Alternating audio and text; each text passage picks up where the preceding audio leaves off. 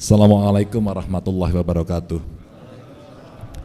Yang saya hormati para alim ulama, romo kiai yang ini hadir, tentu jamaah salat isya dan salat tarawih yang saya hormati, yang dimuliakan Allah. Kalau Pak Yai tadi, Pak Yai Daroji sampaikan 2 tahun kita ngempet, tidak bisa seperti ini kecuali yang nekat. Alhamdulillah pada malam hari ini kita diberikan kesehatan, bisa menyelenggarakan sholat taraweh, sholat isya, dan sebentar lagi sudah mau selesai Ramadannya, dan sudah ramai bicara soal mudik. Maka tentu saja kami dari pemerintah, staf Forkompimda yang ini hadir, ada Pak Kajati, Pak Wakil Ketua Dewan, DPRD, ada dari Pengadilan Tinggi, dari TNI Polri, makasih. Pak Kanwil Kemenak, makasih ya, dan teman-teman Pemprov semuanya.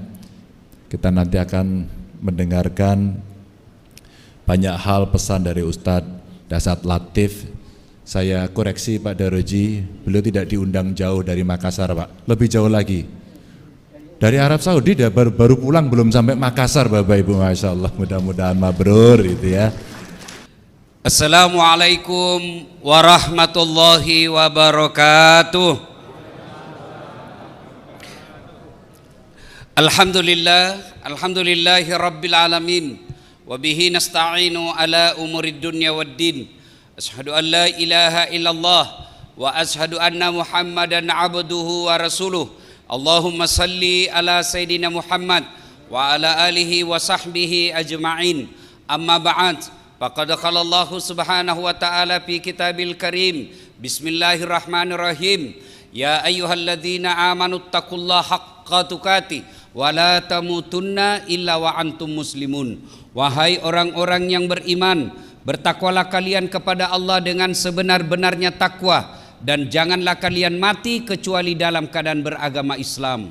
Wa qala idzan bismillahirrahmanirrahim, ya ayyuhalladzina amanu dukhulu fis-silmi kaffatan wa la tattabi'u khutuwatis syaitan innahu lakum adu mubin. Wahai orang-orang yang beriman, masuklah engkau ke dalam Islam secara sempurna, dan janganlah engkau ikuti langkah-langkah setan, karena sesungguhnya setan itu musuh yang nyata bagi kalian.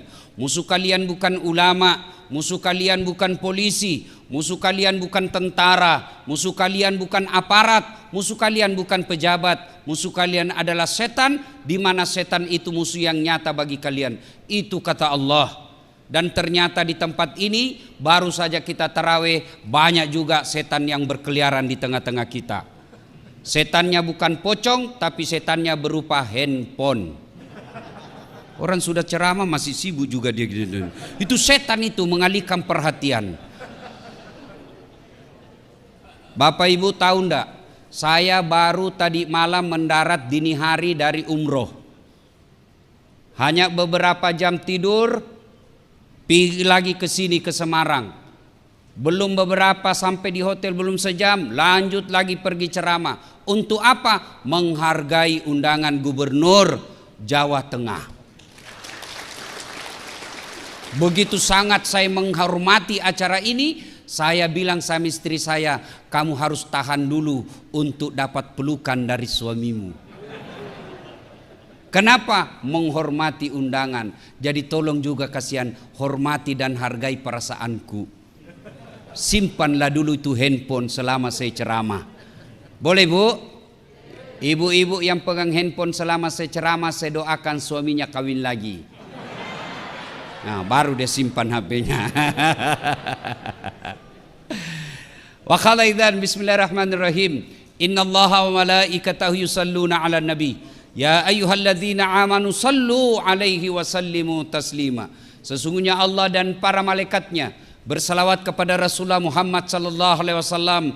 Maka wahai orang-orang yang beriman, bersalawatlah kalian kepada Rasulullah dengan sebaik-baik salawat. Allah perintah kita puasa, Allah tidak menunaikan ibadah puasa. Allah perintah kita sholat, Allah tidak menunaikan ibadat sholat. Allah perintahkan kita haji, Allah pun tidak melakukan haji. Tapi ketika Allah perintah kita salawat, jelas dengarkan firman Allah, innallaha wa malaikatahu, Allah dan para malaikatnya bersalawat kepada Rasulullah Muhammad sallallahu alaihi wasallam. Begitu cintanya Allah dan malaikat kepada Rasulullah, lalu kenapa kita umatnya tidak cinta kepada Nabi? Rasulullah ketika wafat datang ditawarkan oleh malaikat Jibril. Sebelumnya Allah sampaikan, malaikat, kau turun jemput kekasihku Muhammad, cabut nyawanya, dengan catatan tanya dulu, kalau dia mau eksekusi, kalau tidak mau jangan lakukan, tunggu sampai dia mau. Bayangkan Pak, satu-satunya manusia ditawari, Muhammad, saya diperintah Allah cabut nyawamu, kalau kau mau, menurutmu bagaimana? Tapi Rasulullah apa kata beliau? Siap. Nabi dan Rasul sebelumku selesai melaksanakan tugas, mereka menghadap kepada Allah. Jibril, aku pun siap hari ini, tapi tolong berikan saya berita gembira tentang umatku. Beliau tidak tanya, berikan saya berita gembira tentang anak cucuku, tentang keluargaku. Tidak. Beliau berkata, berikan saya berita gembira tentang umatku. Begitu cintanya Rasulullah kepada kita. Lalu kenapa kita bersalawat saja malas? Ayo bersalawat bareng-bareng. Saya mau ajak kita salawat. Bukti cinta kita kepada Rasulullah Muhammad sallallahu alaihi wasallam. Sallallahu ala Muhammad, sallallahu alaihi wasallam, sallallahu ala Muhammad, sallallahu alaihi wasallam. Ibu bapak saudara-saudara sekalian teristimewa yang kita hormati, Bapak Gubernur Jawa Tengah Bapak Haji Ganjar Pranowo SHMP beserta seluruh jajaran yang insya Allah dimuliakan dan dirahmati oleh Allah Subhanahu wa Ta'ala. Bapak Ibu Porkopindah Provinsi Jawa Tengah, Bapak Ketua Basnas Jawa Tengah yang terhormat Kiai Haji Ahmad Daroji yang insya Allah dimuliakan dan dirahmati oleh Allah Subhanahu wa Ta'ala. Saya pada kesempatan ini tidak secara detail bercerita tentang nuzulul Quran, karena itu Bapak selalu dengar dan bisa diupdate di YouTube kita masing-masing. Pertama yang ingin sampaikan, sebelum Al-Quran turun, kita tahu ada yang disebut masyarakat jahiliyah. Apakah masyarakat jahiliyah itu hanya hidup 1400 tahun yang lalu? Jawabannya tidak. Meskipun Bapak Ibu tidur sekarang, hidup sekarang, puasa sekarang, tapi punya karakter masyarakat jahiliyah, Bapak Ibu termasuk orang jahiliyah. Apa masyarakat jahiliyah? Satu, sombong, takabur, angkuh. Jadi kalau ada orang Islam mengaku dirinya Islam, mengaku diri umat Rasulullah, tapi dia sombong, takabur, pongah, itu masyarakat jahiliyah. Dan Pak Gubernur, dosa setan yang ditiriskan sampai setik ini selalu dia kembangkan dan selalu ditanamkan kepada kita, dosa sombong. Apa yang kita mau sombongkan? Satu, ilmu. Aduh, ilmu. Kalau Allah mau dicabut ilmu kita, pikun. Ada orang di kampus banyak sekali gelarnya, bertumpuk-tumpuk, profesor, doktor, tak. Begitu mau pensiun usia 70 tahun, mulai pikun-pikun Pak. Diprotes sama istrinya, Pak, biasanya kalau kau mau pergi mengajar kau cium-cium jidatku. Ini sudah hampir 1 minggu tidak pernah lagi kau cium saya. Kata suaminya dalam hati, astagfirullah, berarti siapa ku cium selama ini? Ternyata pembantunya dia cium Pak. Apa mau sombong? Profesor doktor, Allah cabut ilmumu, kau tidak bisa bedakan mana istrimu mana pembantu. Pak Kadis jangan juga modus. Teman-teman sudah dengar ceramah ini, besok didapat di kamar sama nanya, Pak, saya kira mamamu nak. Apa yang kita mau sombongkan dengan ilmu? Allah jelaskan dalam Al-Quran, wa ma utitu minal ilmi illa qalila. Saya tidak berikan kamu ilmu kecuali sangat sedikit. Itulah makna kenapa kita tidak mengetahui arti alif lam mim, Toha, Yasin. Apa tujuannya? Allah ingin tunjukkan, jangan kau sombong dengan ilmu. Alif lam mim kau tidak tahu. Adakah ustadz yang sombong karena ilmunya? Banyak. Mana ustadz yang sombong yang tidak mau menerima perbedaan pendapat, seolah-olah hanya dia penghuni surga. Kayak dia panitia hari kiamat. Aduh. Dulu waktu saya kecil, itu kalau kita sholat jamaah Pak di masjid subuh, kalau di samping kanan kita tidak kunut, kita tidak ribut Pak. Allahu Akbar. Samping kanan kunut, tidak ribut. Kita cuma bilang dalam hati, oh Muhammadiyah. Selesai. Sekarang Pak, dia belajarnya di YouTube. Baru 3 minggu, baru 2 menit habis kuotanya. Paham agama setengah-setengah. Hanya dia tahu jingkrang. Hanya dia tahu pelihara jenggot. Hanya dia tahu bicara Arab setengah-setengah. Afwan, jazakallah ya ukhti.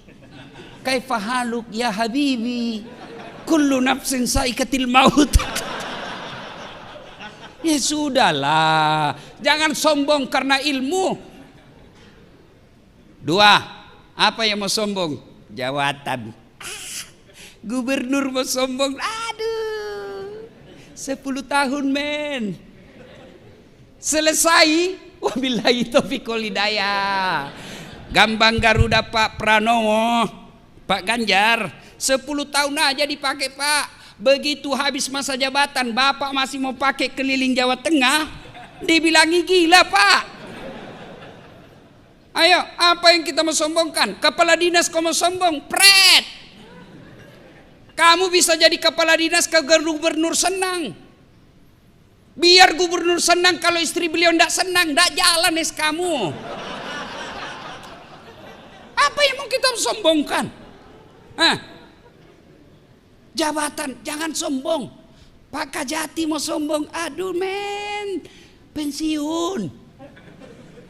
Ketua DPR, ya kalau terpilih lagi Pak. Kalau tidak, wabillahi taufiq wal hidayah. Apa yang kita mau sombongkan? Ada yang merasa sombong karena hebat, banyak followernya, Dasat Latif. Jangan kau sombong Dasat. Kau bisa begitu karena ada yang nonton kamu. Kalau tidak ada follower saya, mana hebatnya? Saya ceramah di sini berdebu, bergema, berapi-api, hebat. 1 jam membara ceramah saya, tidak ada yang nonton. Lewat orang, sudah lama itu Ustadz gila di dalam. Maka jangan sombong. Jabatan kita miliki sekejap saja. Ilmu yang kita miliki, jangan sombong. Yang ketiga, yang menyebabkan sombong, kaya. Apa yang kamu sombongkan dengan kekayaanmu? Di atas langit ada langit. Allah marah dengan kekayaanmu. Oke lah, masih banyak harta, masih bagus mobil, masih banyak tabungan. Allah titip satu penyakit dalam dirimu, tidak ada bisa kau makan. Banyak kan Bapak tahu? Banyak duitnya miliaran, tabungannya miliaran, tapi apa? Dilarang makan nasi, dilarang makan garam, dilarang makan gula, dilarang makan daging, dilarang makan lemak. Apa saja bisa dia makan? Ubi rebus. Duit 10 miliar, ubi rebus saja bisa dia makan Pak. Begitu dia ke dokter, apa kata dokter? Mohon maaf Pak Kadis, selama Bapak aktif sebagai PNS, Bapak tidak pernah kena sinar matahari. Mulai besok jam 8 Bapak keliling di komplek, kasih sinar matahari. Jangan pakai baju Pak ya, jangan pakai peci, pakai celana pendek aja Pak, supaya kena semua matahari. Jangan pakai sendal. Kelilinglah dia di komplek dari jam 8 sampai setengah 10, tidak pakai baju, pakai celana pendek, tidak pakai sendal. Apa bedanya sama gembel?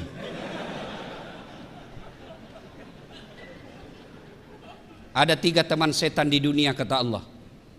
Ganiyun mutakabbir, orang kaya yang sombong. Kaya pangkat Pak Gubernur sombong, temannya setan. Kaya ilmu Ketua Basnas sombong, temannya setan. Kaya harta, hartawan sombong, temannya setan. Tapi kalau mereka golongan ini sombong, orang masih tolerir dan maklumi. Kenapa? Ada hal yang dia bisa sombongkan. Udah wajarlah dia sombong, dia gubernur Jawa Tengah, paling banyak penduduknya bos.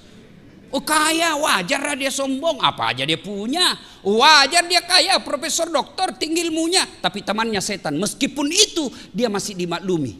Kenapa? Segala dia punya. Tapi kalau itu sudah temannya setan. Tapi kalau sudah tidak terkenal, miskin, pengangguran, mengharap-harap THR, jelek mukanya, bau mulutnya, sombong lagi. Kau bukan temannya setan, kau sudah jadi setan cilaka. Ayo, kalau ada di antara kita masih punya rasa sombong, Allahu Akbar, kalian gagal dalam berpuasa. Tujuan orang puasa, Bapak semua sudah hafal. Endingnya puasa, akhirnya puasa, la'allakum tattaqun, mengenai orang-orang yang bertakwa. Dan salah satu sifat orang bertakwa kata Imam Buzairi, tawadu. Apa itu tawadu? Rendah hati, bukan rendah diri. Saya ketawa dalam hati kalau ada lihat pejabat, anggota DPR, kepala dinas, kepala seksi mau sombong. Aduh kasihan, berapa lama kau punya jabatan? Maka semakin tinggi jabatan, semakin cakep, semakin cerdas, semakin kaya, tapi dia rendah hati. Itulah yang Allah cintai dunia sampai akhirat. 2. Karakter orang jahiliyah. Apa itu? Nganggap remeh orang lain.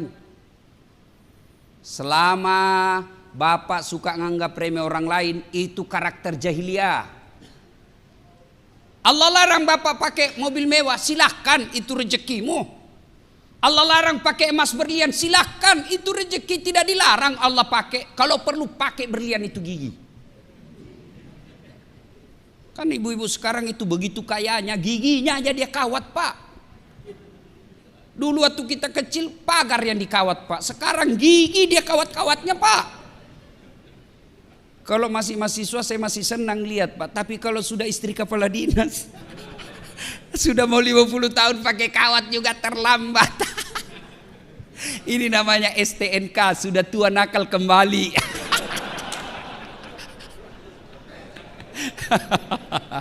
Sudahlah, daripada pasang behel Bu, lebih baik itu harga behel kirim untuk kehidupan ibu dikubur. Nganggap remeh orang lain. Mana disebut nganggap remeh orang lain? Nih, Bapak diangkat kepala dinas, meremehkan pegawai honor. Itu sombong, masyarakat jahiliyah itu. Ada pegawai honor di sini? Ada? Banyak kan? Saya tahu penyanyi lagunya kalau pegawai honor. Berakit-rakit dahulu, berenang-renang ke tepian, sakit-sakit dahulu, susah-susah dahulu, lalu kemudian tetap susah. Itu pegawai honor tuh. Sebelumnya PTT namanya kan, pegawai tidak tetap. 5 tahun kemudian TTP, tetap tidak pegawai.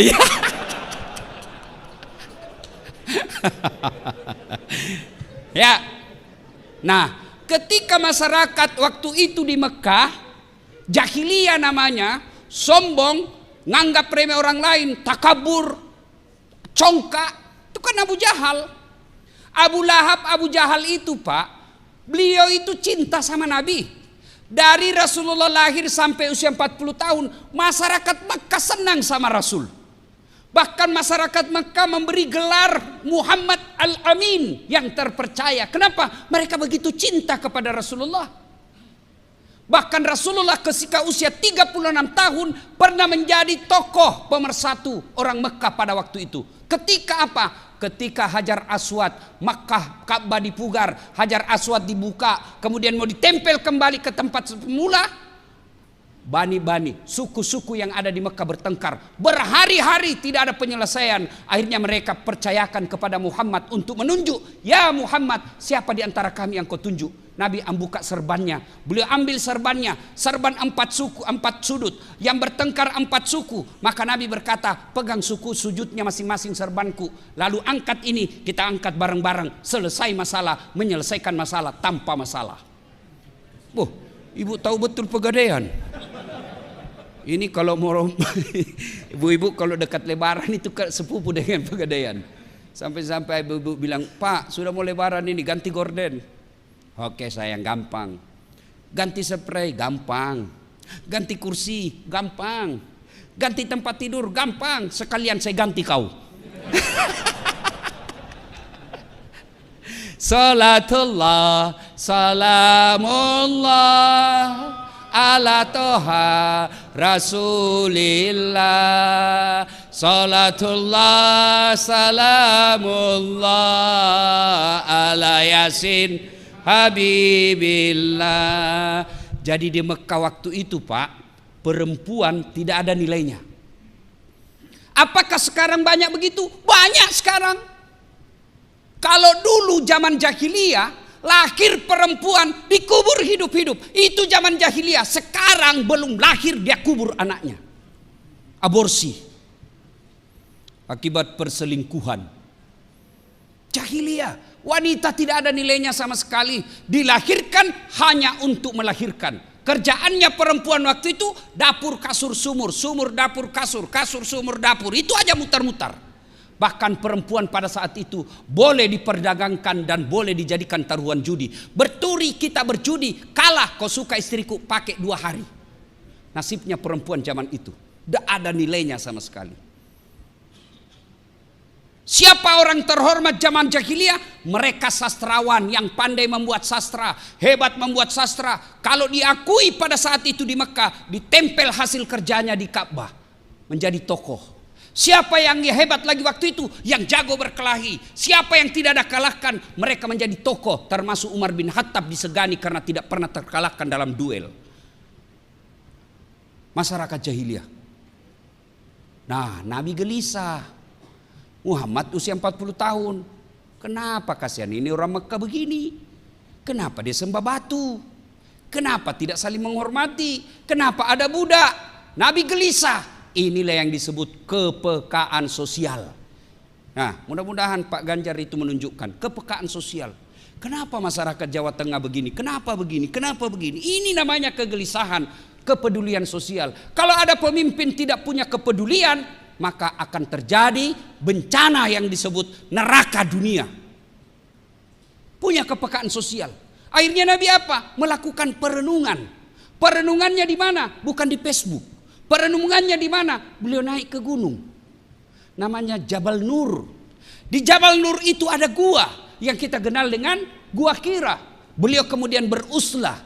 Bahasa Jawanya semedi. Benar Pak? Hah? Ya, mulut Bugis. Akhirnya berenung, lama berenung. Akhirnya di malam ke-17 Ramadan. Ini pegawai-pegawai, saya kasih hadiah. Siapa yang tahu arti Ramadan? Ayo angkat tangan Pak. Siapa yang tahu arti Ramadan? Saya kasih hadiah 2 lembar, 3 lembar. Ayo, pegawai. Ini yang di depan, kepala-kepala dinas mungkin ini. Ayo Pak, jangan cuma tahu proyek. Jangan cuma vendor yang Bapak tahu. Ayo, siapa yang tahu artinya Ramadan? Ayo, yang di depan. Kamu yang di belakang apa?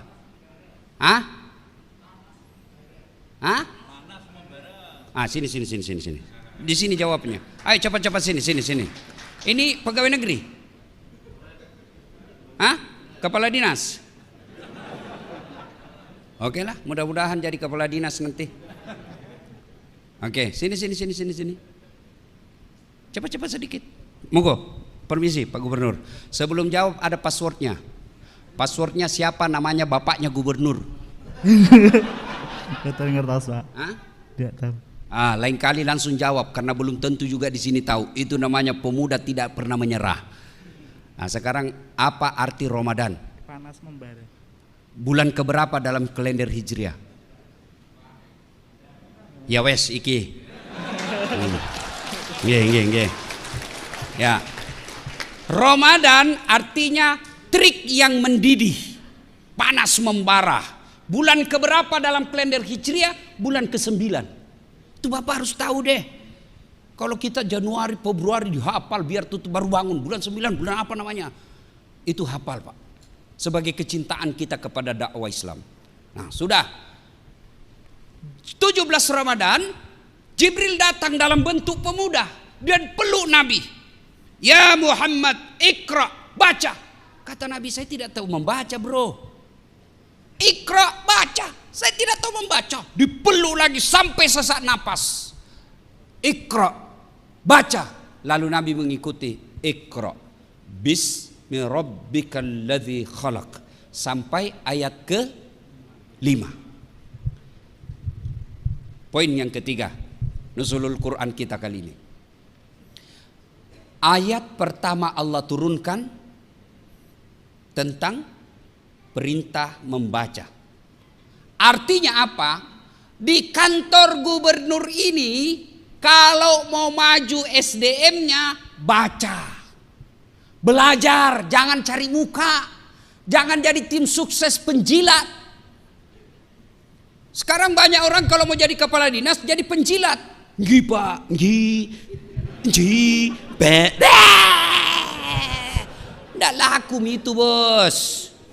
Tahu ketika Nabi Isra Mi'raj ada orang tangannya tangan manusia, kakinya kaki manusia, badannya badan manusia, mulutnya ular, kepalanya ular. Nabi bertanya, ya Jibril siapa itu? Itu umatmu yang suka menjilat-jilat cari muka. Di kantor ini banyak.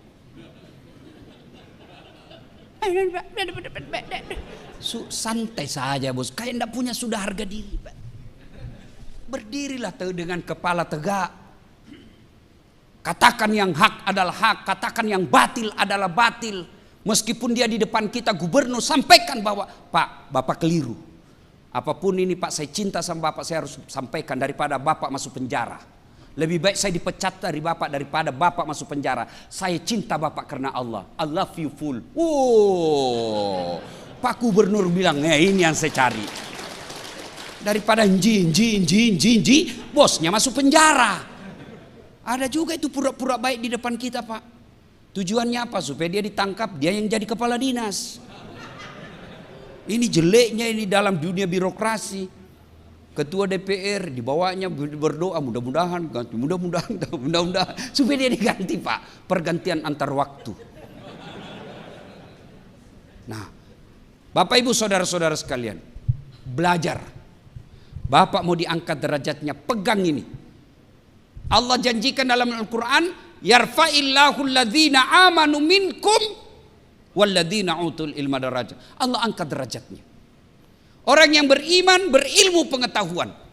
Maka selesai besok ini, Bapak Gubernur di sisa jabatan beliau panggil kepala dinas. Pak Kadis ini, kamu keliling seluruh Jawa Tengah ini, cari anak-anak kita yang cerdas. Tidak peduli apa agamanya, tidak peduli apa sukunya. Cari mereka, sekolahkan mereka sampai sepuas-puasnya dia mau sekolah, dibiayai oleh pemerintah. Itu yang disebut Iqra. Sekolah, bapak-bapak kepala dinas, sekolah, belajar. Sekarang enak orang belajar online ada.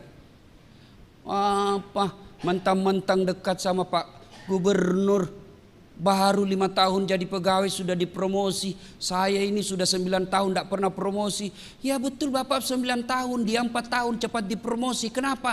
Otaknya Pentium 4 Pak.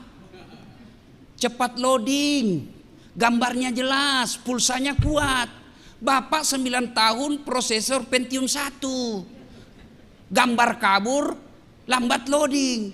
Disuruh bikin surat, sudah Pak, sudah Pak, mana tinggal di print Pak, belum sudah namanya itu. Bapak ketawa karena banyak di antara kita begitu kan. Maka kalau mau diangkat derajatnya, belajar. Ali bin Abi Thalib pernah ditanya, ya Imam, kalau kau disodorkan antara harta dengan ilmu, pilih mana? Bapak-bapak kalau disodorkan sama gubernur, Pak, nih iPhone 13 atau kitab Durratun Nasihin, Bapak pilih mana? Kitab, pencitraan. Ali bin Abi Thalib, ya Imam, kalau kau disodorkan antara harta dengan ilmu, pilih mana? Ali bin Abi Thalib dengan mantap, saya pilih ilmu. Kenapa ya Imam? Ada 3 kelebihan ilmu dibanding harta. 1, harta kamu yang jaga, ilmu dia yang jaga kamu. Bapak punya duit 5 juta, masukkan kaleng-kaleng, gembok kalengnya, 1 gembok. Masuk lemari, gembok lagi lemarinya, 2 gemboknya. Keluar kamar, gembok lagi kamar, 3 gemboknya. Keluar rumah, gembok lagi rumah, 4 gemboknya. Keluar pagar, gembok lagi pagarnya, 5 gemboknya. Sampai kantor gubernur hilang kuncinya. Apa enggak setengah mati dijaga itu duit? Tapi kalau ilmu, dia yang jaga kamu. Mana buktinya? Pak Ganjar. Kemana-mana dikawal Satpol PP. Polisi setengah. Saya Satpol, saya Ustadz. Dijaga, dikawal. Kenapa? Karena punya ilmu. Tidak mungkin jadi gubernur kalau beleng-beleng. Maka kalau ilmu, dia yang jaga kalian. Kalau harta, kalian yang jaga dia. Maka belajar. Belajar ilmu apa saja. Belajar ilmu sawit. Bismi rabbikal ladzi khalaq. Belajar ilmu matematika. Belajar ilmu fisika. Ilmu kedokteran. Administrasi negara. Silakan pelajari semua. Pelajari.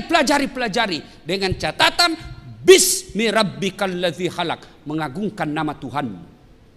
Kalau bapak semakin tinggi sekolahnya, makin banyak gelarnya, tapi semakin jauh dari Allah, percaya itu bukan ilmu, tapi ilmu sekedar tahu. Itu namanya sekedar tahu.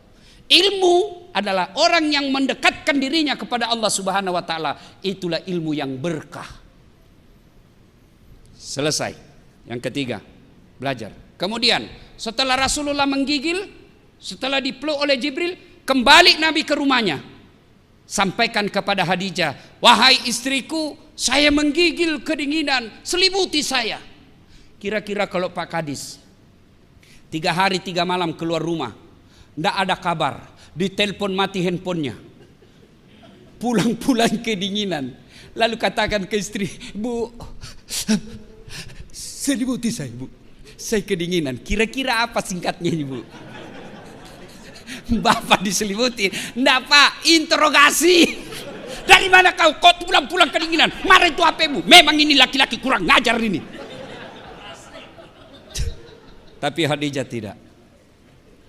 Hikmah keempat, keluarga sakinah, keluarga bahagia, itulah yang disebut fid dunya hasanah.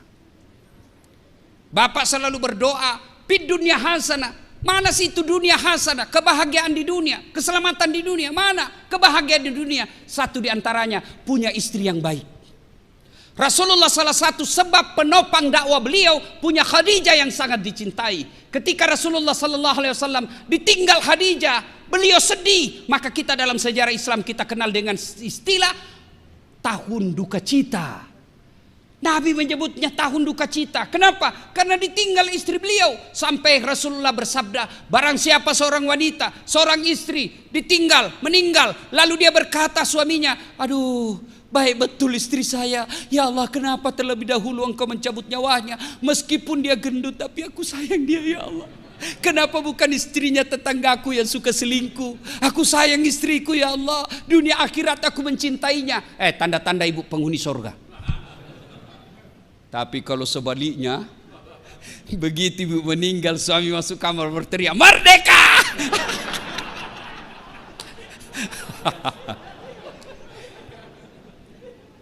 Bu, ibu, bu, mau ndak masuk surga? Jalur pintas, mau ibu?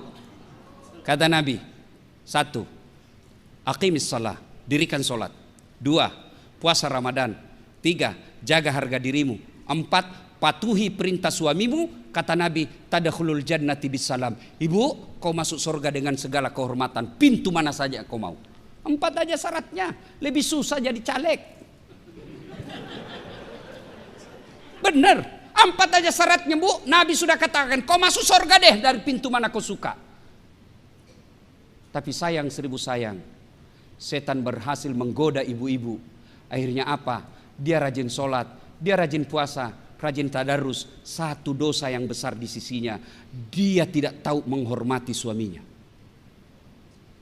Ibu boleh marah sama suami, boleh. Islam tidak melarang, tapi tidak boleh memaki. Kecewa saya, Bang, saya jauh-jauh dari Sulawesi ikuti kamu, ternyata kau berkhianat. Boleh ibu marah seperti itu.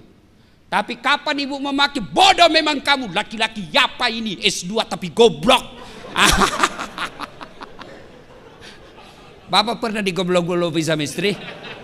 Ini saya lihat ini muka-muka takut sama istrinya ini semua ini. Mana ada orang berani sama istrinya? Kalau Ustadz tidak, cuma istriku yang lebih berani. Podo air. Memang tidak ada orang hebat depan istri, Pak. Habis. Kita ini bisa jago bukan karena saya hebat, tapi karena istri saya pandai. Istri saya pandai menyenangkan hati. Mana bisa Pak Gubernur mau pidato bikin anggaran kalau tiba-tiba istri menelpon, "Oi, anakmu kesetrum." Mana bisa lagi kita konsentrasi, Pak. Ayah, Maka salah satu yang disebut fid dunya hasanah itu seperti Khadijah. Ibu, Bu, Bu, ketika Khadijah sakaratil maut, itu datang Jibril beri salam. Ya Muhammad, sampaikan kepada Khadijah ada salam dari Allah. Allahu Akbar. Allah titip salam.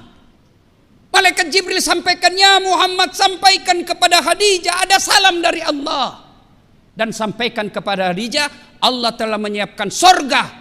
Dan di dalam sorga itu Allah sediakan Khadijah istana yang terbuat dari apa? Terbuat dari mutiara. Kenapa tidak terbuat dari emas? Kenapa tidak terbuat dari jamrud? Kenapa tidak terbuat dari berlian? Karena Khadijah punya sifat mutiara. Apa sifat mutiara? Ibu tahu kan mutiara? Ibu tahu kan? Ya ada di lehernya ibu tuh. Mutiara. Itu mutiara, Bu, hidup di dasar laut. Perutnya lembut, dagingnya lembut, bayangkan keran. Dan dia buka cangkangnya, masuk di dalamnya tanah, masuk di dalamnya pasir. Dia tutup, bayangkan perut yang halus itu bersentuhan dengan tanah, pasir, kerikil. Dia tutup cangkangnya, pasir itu pasti menyakitinya. Tapi begitu dia keluar, buka cangkangnya, apa yang keluar? Mutiara. Artinya apa? Khadijah persoalan dalam hidupnya, dia peluk, dia tutup rapat-rapat, tidak pernah dipublikasi, tapi dia berdoa kepada Allah. Akhirnya penderitaan, waman yusri yusra. Apa istri kita sekarang? Bertengkar sedikit sama suaminya, hancur suaminya, dipublikasi di medsos. Tak kusangka kau begitu. Andai kau tahu aku begini, aku tidak mau menerima lamaranmu. Apalagi tidak mau, kau sudah punya anak 2. Maka Bapak Ibu Kepala Dinas, Pak Gubernur, kita semua, kesuksesan kita, kebahagiaan kita, salah satu diantaranya punya istri seperti Khadijah. Kalau ada istri Bapak seperti yang membelah dadanya Rasul, yang membelah dadanya paman Rasul, Hamzah, ngomel-ngomel, bagaimana cara menghadapi? Ada 2. 1, putuskan jaringan supaya tidak didengar ngomelannya. Pak, matikan, off kan langsung, mati sudah itu. Yang kedua, tambah kuota. Jelas ya? Sudah paham kan maksud saya? Paham ya? Paham kan? Kalau berani. Kalau tidak berani ya sudah, lebih baik Bapak makan obat tidur saja, Pak. Selanjutnya turunlah Rasulullah menyampaikan kepada Khadijah, dan orang pertama beriman kepada Rasul Khadijah. Lalu Khadijah sampaikan kepada pamannya, seorang pendeta namanya Waraqah bin Naufal. Sampaikan kepada ini, lalu pendeta ini berkata, ya Muhammad, itu yang mendatangimu sama yang mendatangi Ibrahim, sama yang mendatangi Musa, sama yang mendatangi Isa. Engkau dilantik menjadi nabi dan rasul. Pendeta pertama yang memberitahu kepada Rasulullah Muhammad SAW. Hatam kisah karena waktu terbatas. Sekarang Al-Quran sudah ada di tengah-tengah kita. Maka bagaimana sikap kita? Paling real selain membacanya adalah mengamalkannya. Kalau Pak Gubernur diberikan wasiat, diberikan amanah oleh Allah dan rakyat Indonesia menjadi pemimpin, besok-besok Bapak mau memilih menjadi orang-orang yang berada di sekeliling Bapak. Kalau dia muslim, mutlak sebagai amanah, Bapak tes dulu deh dia ngaji. Kau ngaji dulu deh. Bagaimana kau mau mengimani? Bagaimana kau mau mengajarkan Al-Quran kalau kau tidak tahu ngaji? Kau ngaji dulu deh.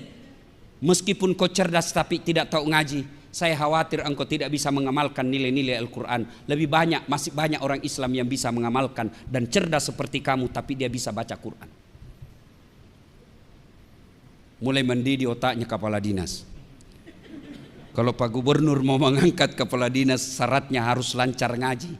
Saya kira pendaftar mulai mundur, Pak. Mulai berkurang pendaftar. Bagaimana masalah buat kita orang Islam?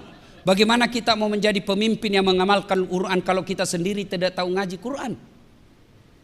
Langkah berikutnya setelah membaca qiraatil Quran, membaca Al-Quran, amalkan Al-Quran. Tidak usah muluk-muluk dulu deh. Kita saut, dari kecil kita tahu ayat ini, inna salata tanha anil fahsai wal munkar. Sesungguhnya salat itu mencegah kalian dari perbuatan keji dan munkar. Loh, kenapa ini kata Pak Gubernur, rajin dia sholat tapi pembohong, rajin dia sholat tapi tukang nipu, dia rajin sholat tapi tidak amanah, rajin sholat tapi ngambil uang negara. Katanya sholat mencegah perbuatan keji dan mungkar. Yang salah adalah periksa tata cara pelaksanaan sholatnya. Barangkali Bapak sholat tapi masuk dalam kategori fawailul lil musallin, celaka orang-orang yang sholat. Kenapa celaka Ustadz? Karena dia sholat semau-maunya. Sholat aja Pak, mulai takbir aja semau-maunya.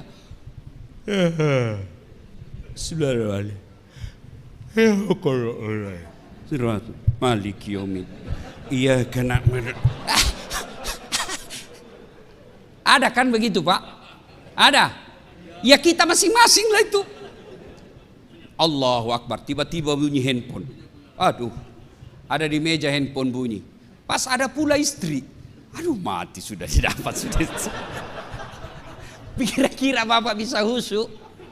Ada kawan saya, dia bilang sama saya, Ustadz begitu saya baru rakaat pertama tiba-tiba handphone bunyi, gelisah. Padahal sebelum saya sholat yang saya menelpon itu pakai inisial namanya Ustadz. Menelpon lagi dia Ustadz. Tidak bisa saya tenang dalam sholat. Tiba-tiba istri saya lewat, dia bilang sudahlah saya tidak angkat handphonemu, kau serius saja sholat. Baru dia tenang sholat.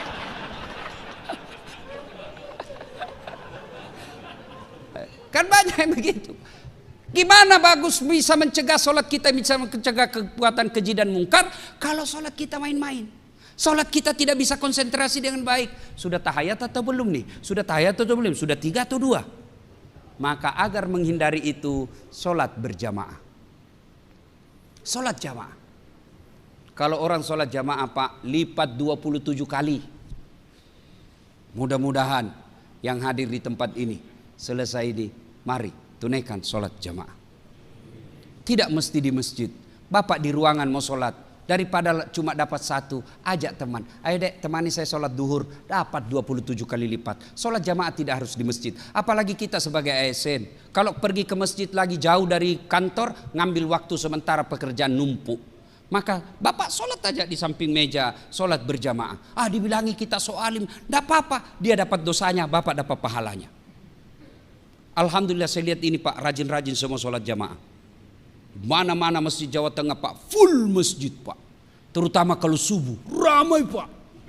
Penuh. Tidak ada di luar. Tidak ada di dalam, semua di luar Pak. Ayo hidupkan sholat jamaah. Masya Allah. Kalau Pak Gubernur rajin sholat jamaah, saya yakin kepala dinas akan mengikutinya. Assalamualaikum warahmatullahi wabarakatuh. Assalamualaikum warahmatullahi wabarakatuh. Kata Pak Gubernur, mana ini kepala dinas PU? Tidak pernah juga saya lihat sholat berjamaah. Ajudan telepon, Pak Kadis dicari sama Pak Gubernur. Katanya Bapak tidak pernah dilihat sholat jamaah. Besok belum azan Pak, sudah ada di masjid ini Pak Kadis. Itulah hebatnya kekuasaan Pak. Berdakwah. Kalau kekuasaan dipakai dakwah, cepat itu pengaruhnya. Mari sempurnakan sholat. Sholat jamaah. Yang kedua, kita selalu yakin Islam sebagai rahmatan lil alamin. Jadilah Islam yang rahmatan lil alamin Pak. Jadilah wakil Islam yang rahmatan lil alamin. Kita tentu sedih, capek kita Pak. Kita di Indonesia mayoritas muslim, 88% kita Islam. Tapi kenapa kita selalu dituduh teroris? Kita dituduh anti NKRI. Kita selalu dicap kita tidak cinta kepada Pancasila. Padahal negara Republik Indonesia ini tidak berdiri tanpa kecintaan orang Islam kepada Republik Indonesia. Kenapa? Karena kita gagal menunjukkan bahwa ini loh Islam. Begini loh Islam kalau jadi gubernur. Begini loh kepala dinas kalau jadi. Begini loh Islam kalau jadi kepala dinas. Begini Islam kalau ketua DPR menjadi rahmatan lil alamin. Tunjukkan bahwa begini. Kalian tidak usah takut kalau kami memimpin. Kalian tidak usah cemas kalau kami memimpin. Kami akan menjadi rahmat bagi seluruh alam. Coba Rasulullah datang itu malaikat Jibril menawarkan bantuan, saya hancurkan ini umat manusia di Taif. Lalu kata Nabi, ya Jibril, jangan.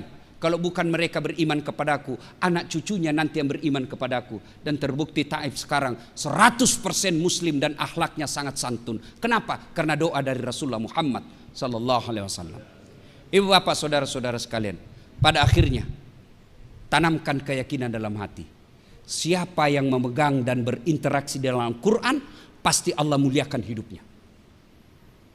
Semua yang berkaitan dengan Quran pasti dimuliakan. Turun Quran, siapa yang bawa? Malaikat Jibril. Dari semua malaikat yang Allah ciptakan, Jibril adalah malaikat yang paling mulia. Turun kepada manusia. Kepada siapa diberikan? Kepada Muhammad sallallahu alaihi wasallam. Dari semua nabi dan rasul, Muhammad adalah nabi yang paling mulia. Diberikan kepada umat Islam. Siapa umat Islam? Dari umat semua yang Allah ciptakan, Islam adalah umat yang terbaik dan termulia. Dan diturunkan di bulan berapa? Bulan Ramadan. 12 bulan, 1 bulan Ramadan, bulan yang paling mulia. Dan diturunkan disebut malam nuzulul Quran, malam yang penuh kemuliaan. Maka Bapak Ibu, Allah tidak melarang kita menjadi pejabat. Allah tidak melarang kita jadi pengusaha. Allah tidak melarang kita menjadi intelektual. Tapi tolong jadikan Al-Quran sebagai hudan, petunjuk yang bisa membedakan kita mana yang hak dan mana yang batil. Inilah tujuan daripada nuzulul Quran yang Pak Gubernur Ganjar Pranowo mengundang kita, bukan sekedar menghabiskan anggaran dan seremonial belaka. Tapi lebih penting dari itu, mari menjadi ASN yang menjadikan Al-Quran sebagai pedoman dan petunjuk dalam hidup kita. Insya Allah Bapak jadikan Quran sebagai pedoman dan petunjuk, aman, selamat di dunia, insya Allah selamat di akhirat kelak. Demikian, mudah-mudahan ada manfaat. Terima kasih atas segala undangannya ke tempat ini. Mudah-mudahan kehadiran saya menjadi manfaat buat saya dan kita semua. Sebelum kita akhiri, mari kita kirimkan suratul Fatihah kepada Rasulullah Muhammad SAW.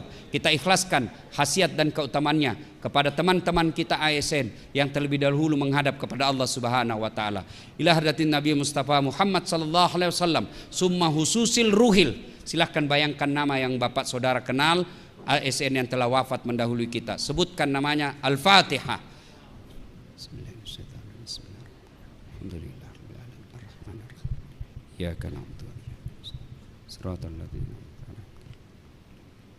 Amin.